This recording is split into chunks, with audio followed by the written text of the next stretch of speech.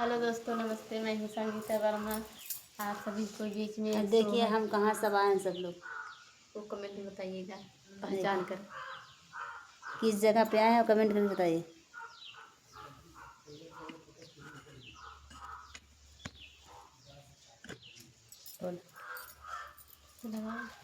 मचिया ही बैठली धनिया तपिया से रज कर पिया से रज कर हो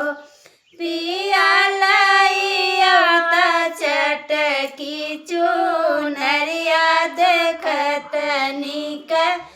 लागई देखत निक लागई हो पिया लइया चटकी चुनरिया देखत निक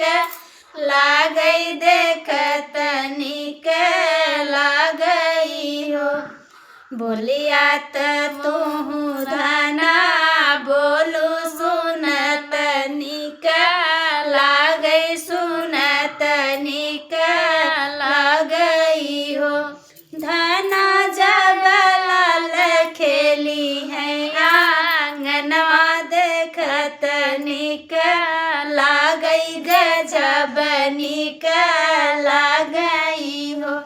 धना जब लाल खेली है आंगनवा देखत निक लागई गजब निक लागई हो इतनी बचन सुनी धनिया मन में दुखित भाई मन में दुखित भाई हो राम कैले हम कावन का सुर पुरुष तनवा मारई पुरुष तनवा मारई हो राम कैलन का सुर हम कैली पुरुष तनवा मारई पुरुष तनवा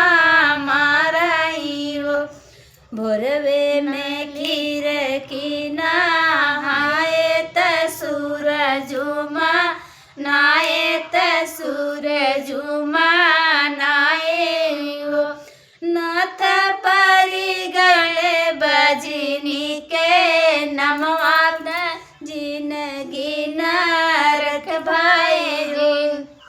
नाथ परी गए बजनी के नमवात जिनगी नरक भाई जिनगी नरक भाई हो।